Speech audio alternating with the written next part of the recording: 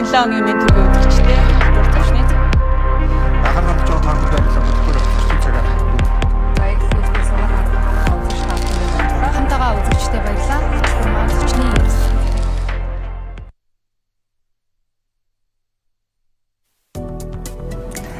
За анхаарлаа хандуулж хамтаага үзэгч та бүхэндээ баярлалаа. Эглэлцийн зочны ярилцлагын цаг эхэлж байна.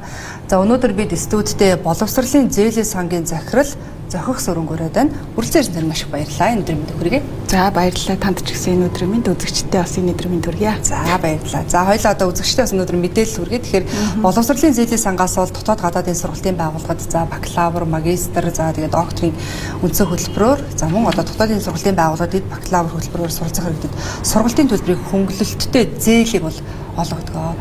За зээл олгоно тийм ээ. За зээл олгож байгаа учраас нэг талдаа бид нар харах юм бол нөгөө энийг эргэн төлөх хэрэгтэй байгаа. За тэгэхээр эндээс бид нар юу гэж харах вэ гэхээр ер нь жилдээ одоо яг энэ боловсролын зээлийн сангаас энэ бакалавр, магистр, докторийн хөтөлбөрөөр харах юм бол дунджаар ер нь тийм хичнээн төргийн одоо зээлийг олгодъё. Эргээд нөгөө эргэн төлөлт нь ямар байдгийг боловсролын зээлийн сантай холбоотой одоо яригддаг хамгийн одоо бас нэг чухал асуудал бол нөгөө эргэн төлөлтийн асуудлууд байгаа шүү дээ тийм. За эндээс солиороо эхлэе. За яг боловсролын зээлийн сан маань зөвхөн зээл олгодог байгууллага биш. Энэ маань одоо суралцагчдын сурах хэрэгцээг хангахад бас санхүүгийн дэмжлэг үзүүлэх ийм үйлчлэгийг бол үзүүлдэг. Энэ дотроо бол тэтгэлэг байна. Одоо засгийн газрын тэтгэлгүүд байна. За хөнгөлөлттэй зээл байна. Мөн буцалтгүй тусламж гэсэн ийм 3 ангиллаар бол одоо санхүүгийн дэмжлэг бол үзүүлж ингэж ажилладаг. За яг өнөөдрийн одоо нөхцөл байдал буюу 2026 оны үед гэх юм бол дотоод гадаадын одоо нийт зээлд хөнгөлөлттэй зээлд бол дотоод дээр нь 2000 оюутанд 9.3 тэрбум төгрөгийн одоо зээл бол олгохоор төсөөлөгдсөн байна. Харин бол гадаадын одоо сургалтын байгууллагад суралцж байгаа зарим нь үргэлжлэн суралцж байгаа. Одоо бас шинээр одоо энэ жилийн одоо хичээлийн жил суралцж эхлэх суралцагчдыгаа сонгон шалруулах юм ажил явагдана. Тэгэхээр энэ маань нэг 192 оюутны одоо урьдчилсан одоо төлөвлөгөө байгаа. Энэ дээр бол 15.9 тэрбум төгрөгийн одоо санхүүжилт төсөөлөгдсөн юм байдалтай байна гэсэн үг. За гэхдээ ер нь бол ингээд боловсролын зээлийн сангийн зөвхөн 2026 оны төсөв дээр ингээд аваад үзэх юм бол нийт төсвийн 10% нь бол буцалтгүй тусламж үзүүлж байна. Тэгэхээр буцалтгүй тусламж гэдэг маань эргэн төлөх шаардлагагүй ийм тусламжийн хэлбэртэй жишээлбэл хөгжлийн бэрхшээлтэй иргэд, зорилттой бүлгийн иргэдэд зориулсан ийм үйлчилгээ байгаа. Харин тэтгэлийн хөтөлбөр нь бол 75% эзэлж байна. Зээлд бол 12%. Тэгэхээр зээл бол одоо нөгөө төсвийн маань бага хувийг бол эзэлж байгаа гэсэн үг. За хөдөө орон нутагт сурж байгаа оюутнуудад хөнгөлөлт олгодог. Энэ бол яг одоо нийт төсвийн маань 2% эзэлж байна. 26 оны байдлаар. За зээлийн эргэн төлөлтөй холбоотой асуудал бол одоо маш одоо хүнд хэцүү тий толгомцсон асуудал нэг бол болцсон байгаа. Энийг бол одоо иргэд олон нийт маань ч гэсэн бас ойлгож мэдж байгаа. Тэгэхээр боловсролын зээлийн сангийн хувьд бол 1993 оноос хойш үйл ажиллагаа явуулж байна. Гэхдээ энэ хугацаанд бол саяны хэлсэнтэй тэтгэлэг болон буцалтгүй тусламж гэх мэт ингээ босод үйлчлэгээр бол суралцагчдад дээд боловсролын сургалтын байгууллагад суралцахад нь санхүүгийн дэмжлэг бол үзүүлсээрч байгаа тийм. Гэхдээ зээлийн тухайд гэх юм бол бас анхаарах шаардлагатай зүйлүүд бол нэлээдгүй байна. Тухайлах юм бол одоо яг боловсролын зээлийн сангийн одоо актив хөрөнгөн дээр бол 301.6 тэрбум төгрөгийн одоо зээлийн эргэн төлөлтийг хүлээгж байгаа авлага бол бүртгэлтэй байна гэсэн үг. Тэгэхээр 301.6 тэрбум төгрөг гэдэг бол бас бага мөнгө биш те. Тэгэхээр энэ маань бол одоо өнгөрсөн 30 жилийн турш хоримтлагдсан ийм одоо төлбөрийн хэмжээ байна. За ингээд энэ өнгөрсөн цаг хугацаанд жишээлбэл одоо гадаадд суралцж байгаа суралцагчдад зориулсан одоо энэ зээлийн санхүүжилтөнд хичнээн одоо төгрөг зарцуулсан юм бэ гэд бас судлаад үзсэн. За тэгэхээр энэ дээр бол 355.8 тэрбум төгрөгийн одоо зээлийг бол олгож ирсэн юм 30 жилийн түүхэндээ. Тэгэхээр энэ 355.8 тэрбум төгрөгнөөс үүнээс маань одоо авлага 241.5 тэрбум төгрөг байна. Тэгэхээр энэ маань бол одоо яг нийт олгосон олголтынхоо 67.9%-ийг бол эзэлж байна. Өөрөөр хэлбэл одоо чанаргүй зээл гэсэн ийм ангиллалын бүтээгдэхүүн болчиход байна гэсэн үг шүү дээ. Тийм ийм нөхцөл байдалтай байна. Дотоодын сургалтын дээр бол зээлийн бүтээгдэхүүнд нийтдээ энэ өнгөрсөн хугацаанд бол 111.5 тэрбум төгрөг одоо зарцуулсан байна, олгосон. За үүнээс бол одоо авлага 60.1 тэрбум. Өөрөөр хэлбэл 54% нь одоо авлага гэж бүртгэгдсэн байна гэж ойлгож болохоор байна. Гадаадынх нь бол 67.9 гэсэн ийм одоо ангилалтай байна гэсэн. Та яг нэг ажлаа аваад бас удааг байна тий. Ерөн зүгээр ингээд гадаад дотоодын зээл дээр харахад жишээ нь авлага яагаад өнгөрсөн хугацаанд иймэрхүү байдлаар хөрөлдөгдөд үүсчихвэ тий. Яагаад өнөөдөр яг ийм байдал үүссэн бэ гэдэг дээр та харж байна.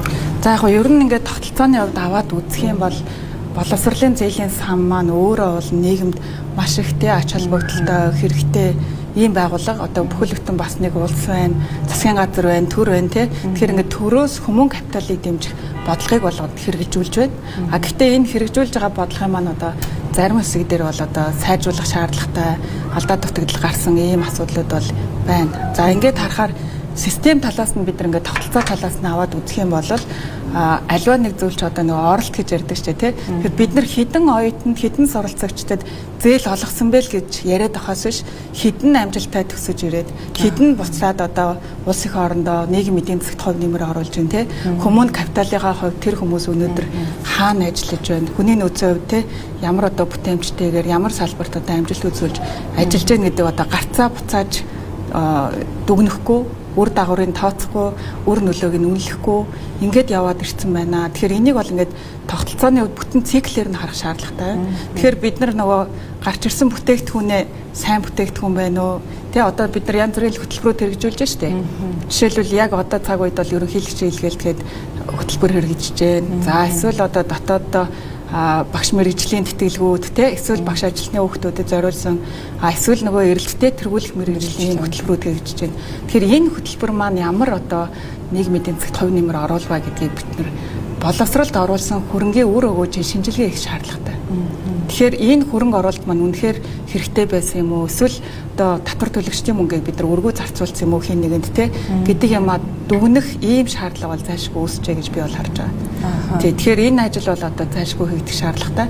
Тэгээ тогтолцоогоор нь харах юм бол бид нар засаглалын хувьд те яг боловсролын зээлийн сан гэдэг тэгэхээр зөвхөн зээл олгодог юм шиг ойлгодоо. Яг үнээр дээрээ энэ чинь хүмүүн капиталыг дэмжих те хүний хөгжлийг дэмжих боловсролын сан байгаа хгүй үйл ажиллагааных нь үндсэн бидний үнэт зүйл бол хүний хөгжүүлэх те нийгэмд хүний нөөцийг одоо бэлтгэх ийм асуудал байгаа тийм тэ чадварлаг хүний нөөцийг энэ хүмүүс маань мэдлийн эдийн засгийг тэлэх хэвээр Монгол улстай одоо бас л нэлээ одоо сурлага хөдөлмөрөөр амжилт гаргасан хүүхдүүд тухайд явж исэн байж таараа тийм тэгэхээр энэ нэг буцаад үнэлдэг юмнууд бол алга байна төгсөгчтэй мөшгөх тогтолцоо гэж ярьдаг тийм энэ төгсөгчдийн мөшгөх тогтолцоо бол нэлийн тотмог байна гэж харж байгаа. Тэгэхээр энийг сайжруулахын тулд одоо төрийн байгууллагын мэдээллийн уялдаа холбоог сайжруулах тий яг үнэндээ манай одоо боловсролын зээлийн сан дээр ирээд за би одоо жишээлбэл Америк нэгдсэн улсад ийм сургуулийг төгсөөд ирчлээ гэд өөрөө бүртгүүлэхгүй бол тэр хүн буцаад төгсчөөд Монголдоо ирсэн юм уу ирээд ямар ажил хөдөлмөр эрхэлж байгаа тий тэр талаар мэдээлэл манад тотмог байгаа тийм. Тэгэхээр энэ төрийн байгууллагын уялдаа холбоог сайжруулад энэ хүрээндээ жишээлбэл нийгмийн даатгалын ерөнхий газартай хамтарч ажиллаад төрийн албаны зөвлөлтөөгөө хамтарч ажиллаад тийм энэ төгсөгчд маань одоо хаана ямар ажил хөдөлмөр эрхэлж байна вэ гэдэг асуудал байж болно. Дээрэс нь энэ зээлийн эргэн төлөх асуудал дээр одоо Монгол банктайгаа хамтарч ажилладаг ч юм уу тийм энэ хүмүүсийн одоо бас мэдээлэл хүргүүлж байгаа шээ. Гэхдээ энэ маань одоо жоохон өшөө сайжруулах юм хэрэгцээ нэг алхам ингээд явцсан ч гэсэн өшөө сайжруулах юм хэрэгцээ бол харагдаад байна. Мөн одоо татврын ерөнхий газартай бас хамтарч ажиллаж болж байна тийм бизнес эрхлэгч болцсон юм уу гэх мэтчлэнгээр за тэгээд иргэний бүртгэлтэйгээ заавал хамтарч ажиллах шаардлагатай. Гэтэл бид нар одоо захин Монгол гэдэг одоо ийм Монголиагээ сайхан систем хөгжүүлээд хүн болгон одоо хэрэглээд 2 сая гаруй хэрэглэгчтэй болцсон байгаад байдаг. Тэгэхээр эдгээр төгсөгчд маань мэдээж одоо бас энэ системийн хэрэглэгч болсон байж таараа тий. Тэгэхээр энэний одоо уялдаа холбоог сайжруулад мэдээллийн нэгдсэн системийг хувийн хвшлийн байгууллагуудаа түншлэлийн хүрээнд бас ингэж хөгжүүлээд нэгсэндээ манахаас үйлчилгээ авч эхлэхээс ахуулаад тэр хүнийг төгснөхийн дараа дахиад нийгэмд ямар хувь нэмэр оруулж байгаа юм бэ гэдгийг ингэж цогцоор нь үнэлж мөшөөдөг ийм тогтолцоо зайлшгүй хэрэгтэй болжээ гэж харж байна тийм. Боловсролын зээлийн сан дээр за одоо зээл, хөнгөлөлт, тэтгэлэг гэдээ ингээ харахаар эхлээд нэг 3 зүйлийг харж болохоор за нэгдүгээрт боловсролын зээлийн сангийн нөгөө одоо ямар хүүхдүүд явны одоо нэг сонгон шалгуулт гэдэг юм те. За иймэрхүү юм. За хоёрдугаарт нөгөө суралцах явц гэх юм уу те. За яг ингээ нөгөө сургуульдаа суралцж гин үү, хэр амжилттай суралцж гин. За үүнээс шалтгаалж мэдээж тодорхой хэмжээний нөгөө тэтгэлэг энтер зээлийн тэтгэлэг энтерийг олох. За 3 дугаарт нөгөө таны яриад байгаа нөгөө төгсөөд ирсний дараа яг энэ мэргэжлэр ажиллаж гин үү, төгснөхийн дараа ажиллаж гин үү, эргээ зээлээ хэр төлж байна гэдгийг харж болох юм. За хоёулаа эхлээд шалгуурыг ярихаас өмнө одоо би энэ 2 дугаар асуулт хэлмээр байна л да. Нөгөө энэ одоо суралцах явцтай энэ яг энэ одоо ингээл тэтгэлэг өгөөл зээл олгоолаа тий. За мэдээж ингээд нөгөө шалгуур энэ төрөө хангаад л тэгэл нөгөө шалгууруулаад тэр хүүхдүүд явж байгаа бах. Очоод тэнд одоо шинэ яг магадгүй суралцж гин үү. За энд одоо зээл аваад яг нөгөө мэрэгчлэрээ суралцж гин үгүй юу гэдгийг дээр юм. За яг өмнө нь одоо бас сайжруулах шаардлагатай зүйл байснаас үүдэлтэйгээр одоо ингээд сайжраад явж байгаа ах тий. Нийгэмд одоо нэлээд их мэдээллүүдийг бастай холбогдуулан олон нийтийн хяналт тал бас нэлээд сайжирсан. Тэгэхээр энэтэй уялдуулаад харин нэг сайн юм гэвэл яг одоо цаг үед зээлийн одоо зээлийн ч байна уу, тэтгэлгийн ч байна уу те манахаас үйлчилгээ авч байгаа суралцагч Монголд байна уу, гадаадд байна уу гэдгээс үл хамааран суралцагч байгууллагатай бид бас байнгын хамтарч ажиллаж байгаа. Тэгэхээр нэгсэндээ одоо та манахаас зээл аваад явцсан байлаа гэж бодоход эхний улирлаа амжилттай дүүргэж дараагийн улиралд элсэхдээ дараагийн улирлын санхүүжилт таавна гэсэн. Тэрнээс биш одоо юу гэдгийг 4 жилийн сургалтын төлбөр нь $100,000 гэдэг нэг дор өгөхгүй гэсэн. Улирлаар нь гүйцэтгэлээр нь санхүүжил. Нэгсэндээ та нэгдүгээр улиралдаа 15 кредитийн хичээл үзээд 15 кредитийн төлбөр төллөө. За хэрвээ тэрийг одоо амжилттай дүүргэсэн бол нөгөө дүнгийн хууц байгаа тий баталгааны. За энэ дүнгээрээ баталгаагаа хийгээд сургалтын байгууллагаасаа дүнгээ аваад манад ирүүлнэ. Мөн сургалтын байгууллагаасаа нэхэмжлэгээ аваад тэр үндсэн дээр одоо сургалтын байгууллага руу мөнгө шилжүүлнэ. Одоо жишээлбэл нийгэмд бас нөгөө хувь хүний данс руу мөнгө шилжүүлсэн гэдэг шүүмжлэл бас нэлээд гарсан шүү дээ. Тэгэхээр одоо байгаа энэ нөгөө хүчин төгөлдөр мөрдөгдөж байгаа засгийн газрын тогтоол холбогдох журмаар бол хувь хүний дансанд бол мөнгө шилжүүлнэ гэдэг ойлголт байхгүй. Зөвхөн сургалтын байгууллага руу нэхэмжлэхэд үндэслэн мөнгө шилжүүлнэ гэсэн. Тэгэхээр бөөнд нь их хэмжээний мөнгө шилжүүлнэ гэсэн ойлголт бас байхгүй. Нэгсэндээ тэр хүүхдийн тэр суралцагчийн тэр хэдэн кредит суралцах сонгож суралцах чаана тий тэрнээс хамаарсан төлбөрийг улиралд нь олгоод явж байгаа гэсэн. Магадгүй суралцагч одоо хүний амьдрал баян юм чинь тий одоо гэдгийг амжилттай суралцаж чадахгүй эсвэл ингээд янз бүрийн ар гэрийн гачигдал нөхцөл байдлаас үүдвэл зээлийн гэрээгээд тодорхой хугацаар төдгөлзүүлнэ. Төдгөлзүүлнэ гэдэг маань одоо жишээлбэл 1-р курсээ төгсчөөд 2-р курст ороход нь төдгөлзүүлсэн төлөвт оруулаад зээлээ олохгүй хүлээн гэсэн. Тэр хугацаанд нөгөө оюутан маань суралцагч маань тэр нөхцөл байдлаа даван туулаад үргэлжлүүлээ сурвал үргэлжлээд олгогдно гэсэн. Тэгэхээр нөгөө жилийн чөлөө аавна гэж ярьдаг шүү дээ. Яг л тэрнтэй адилхан процесс явагдвал тэр үед нь ингээд зогсоочно гэсэн. Тэгээд цааш нь үргэлжлүүлээд явах. Ийм зохицуулттай байгаа гэсэн.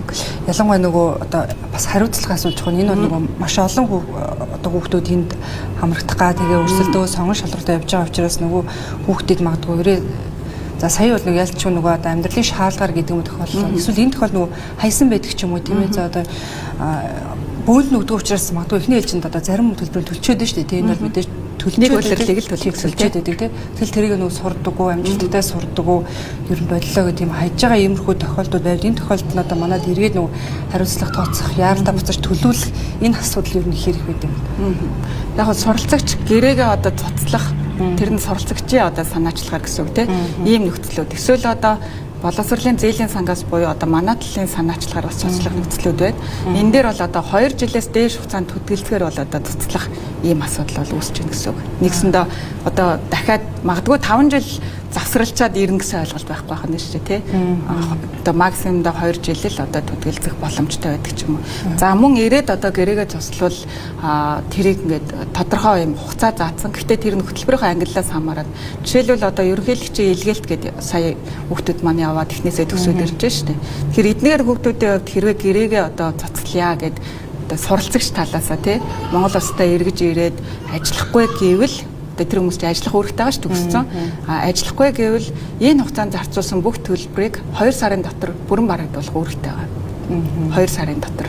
За тэгээд энэ хугацаанд одоо бүрэн барагдуулахгүй бол тодорхой хэмжээний одоо алдагдал алданг тооцох ийм залтууд бол байгаа иргэний хуулиараа. Тэгэхээр ийм одоо бас хатуу зохицуултууд бол одоо шин журмаараа мөн гэрээний нөхцлүүдээрээ бол орж ирсэн байгаа. Тэгэхээр нэг үе бодвол одоо бас гэрээний нөхцөл, хариуцлагын нөхцөл өдр бол бас нэлээд сайжраад ингээд явж байна гэж ойлгож байна.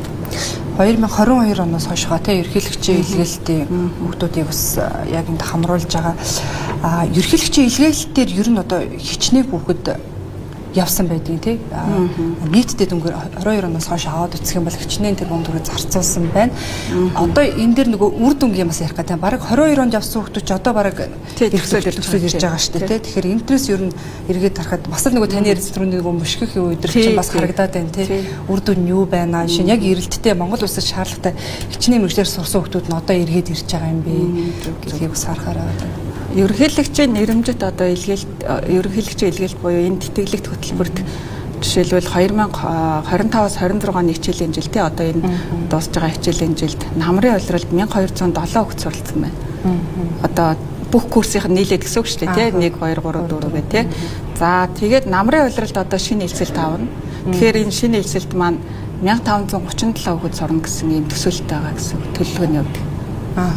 Тэгэхээр нөгөө төгсөөд ирнэ. Тэгээ шинээр нэмэгдэж илсээд 1537 болно гэсэн төсөөлөл ахна шүү дээ тий. За саяны энэ 1-6 сар буюу хаврын улирал гэхэд 27.6 тэрбум төгрөгийг бол энэ тэтгэлэгт хөтөлбөр зориулж олгосон байна. За намрын улиралд бол одоо ингээд хүүхдүүд маань нэмэгдээд ирэхээр 51.2 тэрбум төгрөгийн санхүүжилт олгохоор одоо төлөвлөсөн байна гэсэн үг. Тэгэхээр энэ маань бол одоо ингээд төлөвлөгөөнийх дагуу явж байгаа. Гэхдээ ерөнхийлөгчийн илгээлт энэ хөтөлбөр хэрэгжиж эхлэхэд бол харьцангуй бас юм хариуцлагатай сонгон шалруулалт маань бас хүнээс үл хамаарсан субъектив одоо хандлага нөлөөлөхгүй байх үедтэй ийм сайн одоо хөтөлбөрийн нэг болж чадсан. Тэгээ одоо жишээлбэл бүх дүүрэг хороо тий сумдаас ингээ хүүхдүүдийг шалгаруулад тэгээд тэдгээр хүүхдүүд маань хэлний бэлтгэлд хамрагдаад ингээд дараа нь сургуулаа сонгоод аплайдаад тэрэндээ хамрагдаад ингээ явж байгаа жишээтэй. Тэгэхээр ер нь бол сонгон шалгаруулалт маань бол бас энэ хөтөлбөр дээр бол хайцсангүй одоо хүний ямар ч одоо хамааралгүй оролцоогүйгээр явагдаж байгаа. Нэлцэлтийн ерөнхий шалгалтын онон дээр үндэслэл одоо яг голлох одоо математик, гадаад хэл гэх мэттэй монгол хэл гэх мэт ингээ хичээлүүдийн комбинац дээр үндэслээд ээшээ оноогоор нь тухайн орон нутагта хамгийн өндөр байгаа хүүхдэд л одоо санал болгож байгаа гэсэн хөтөлбөрийг. Одоо шинэ яг зүгээр яг ерөнхийлөгчийн илгээлт гэж яриад байгаа шүү. Илгээлтээр ердөө буцаж ирж байгаа хүүхдүүдийг ямархуу байдлаар яаж одоо ер нь та өшгөж те одоо нэгтгэж байдлаар мэдээллийн ер нь оруулъя гэж та төлөвлөж байна те энэ ажлуудыг яаж хийхээр ерөөдөө төлөвлөж байна. Одоо бол нэлээд олон хүүхд болсон байна шүү те. Тэгэхээр зарим нь одоо буцаж ирж байгаа учраас яг нөгөө төлөвсөн газраа ч юм уу те гэсэн сум ялангуяа орон нутгаа сонгосон хүүхдүүд бол сум орон нутгаа хөгжүүлнэ. Одоо магадгүй дэд бүтцэн шаардлагатай аймаг сумдад бол те тэнд илүү төлөвлөж ажиллана гэж зорио явж байгаа шүү те. Яг эргээд ажиллахад нөгөө нэг ажлын байрнаас ихсүүлээд зүйл байдал нь ямар байна гэдэг дээр яаж ер нь хяналт тавьж харах боломж нь. Энэ хүүхдүүд бол харин хаа очиж хайцсангуу нөгөө бүртгэлтэй те мөшгөх боломжтой ийм ангилалд байгаа гэсэн үг те нөгөө өнгөрсөн 30 жилдээ харьцуулахааргүй гэсэн. Энд бол одоо яг тухайн орон нутгийнхын засаг дарга боловсролын зээлийн сан суралцагч гэсэн ийм гурвалсан гэрээ байгуулсан байгаа.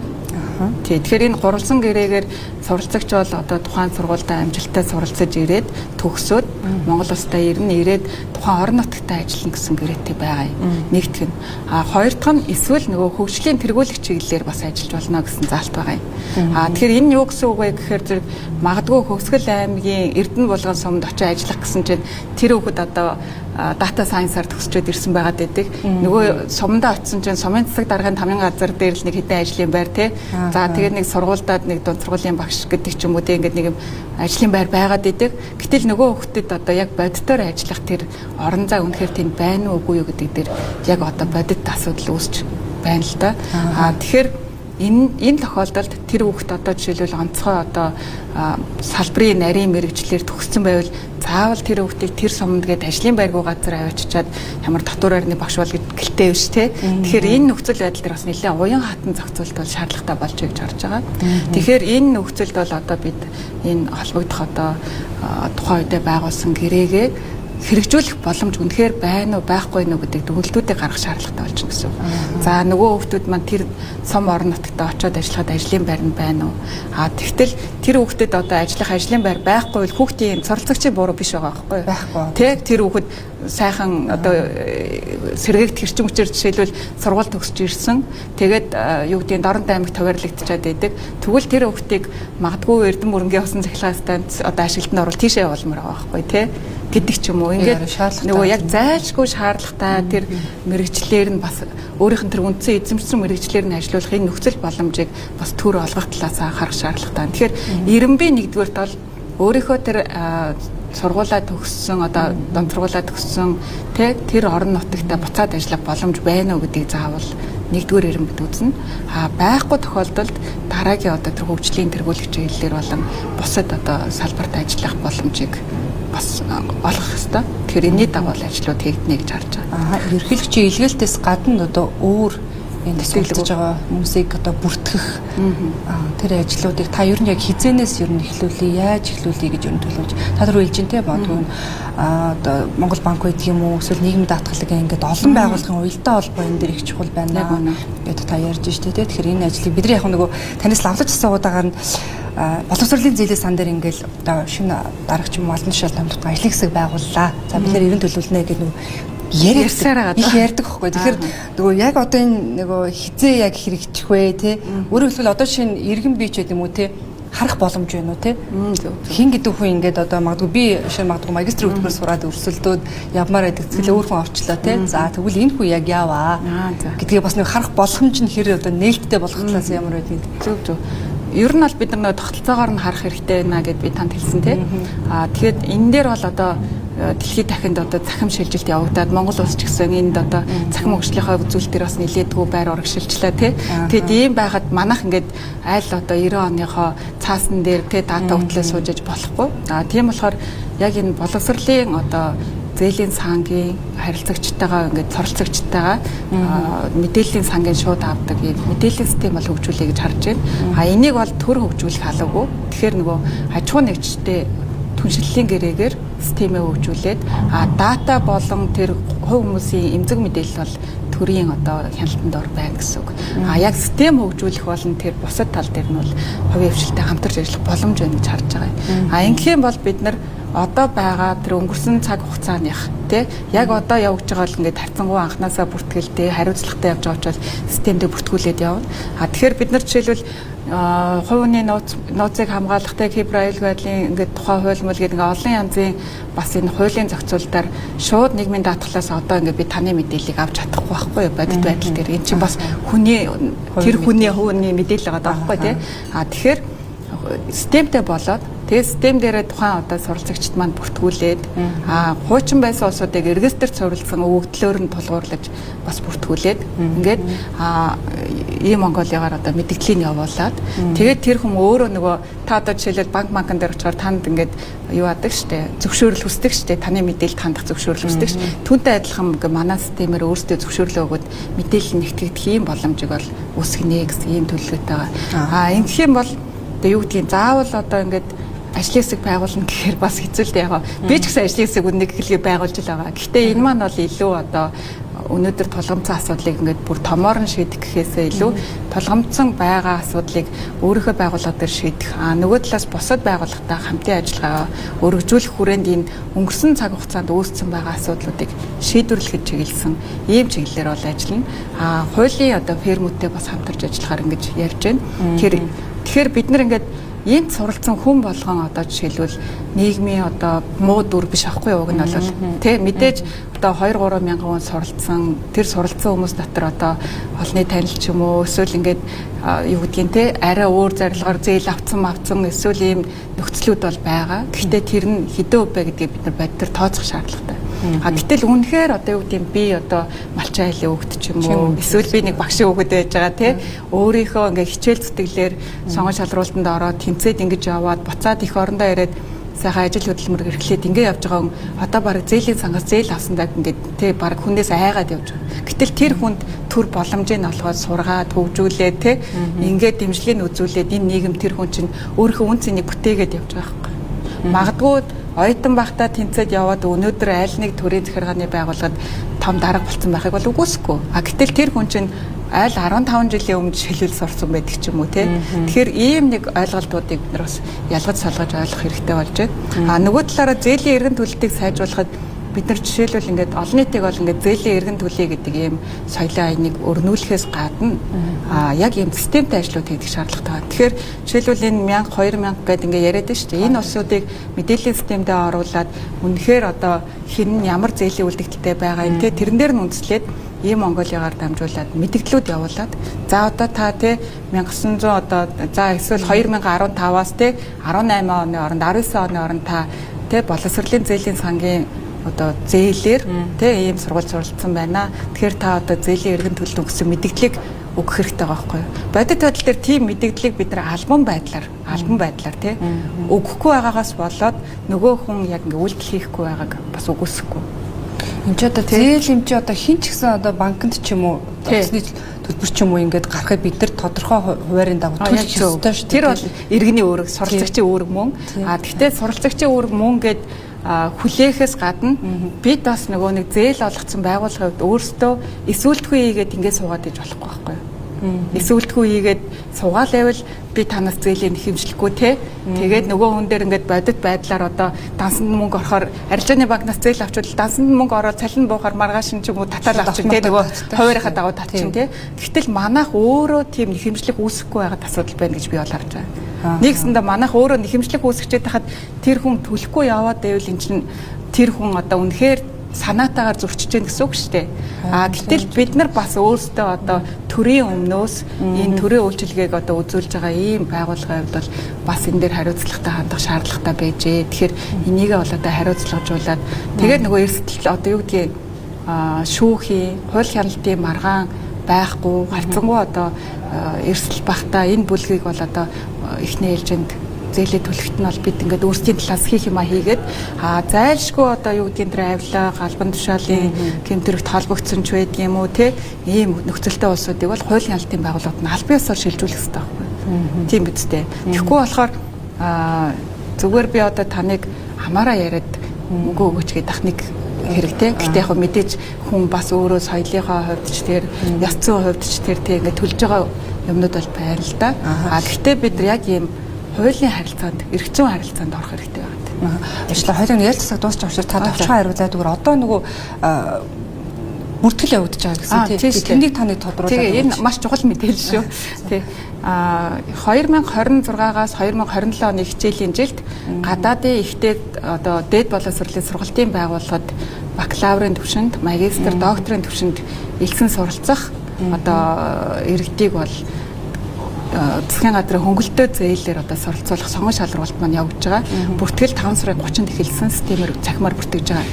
Тэгэхээр бас хүмүүс магадгүй мэдээлэл одоо аваагүй байвал бас аваад боловсролын зээлийн сангийн сонгон шалралтын системд хандаад ингээ бүртгүүлэх боломжтой. За энэ маань бол засгийн газрын 215 дугаар тогтоолоор батлагдсан дээд боловсролын сургалтын байгууллагад одоо суралцагчийг энэ суралцуулах те зээл тэтгэлэг олох энэ журмаар бол зохицуулагдаж байгаа. Тэгэхээр энэ сонгон шалралтын бүртгэл одоо явагдаж байна. 5 сарын 30-нд эхэлсэн 6 сарын 29-ний өглөө хаагдана.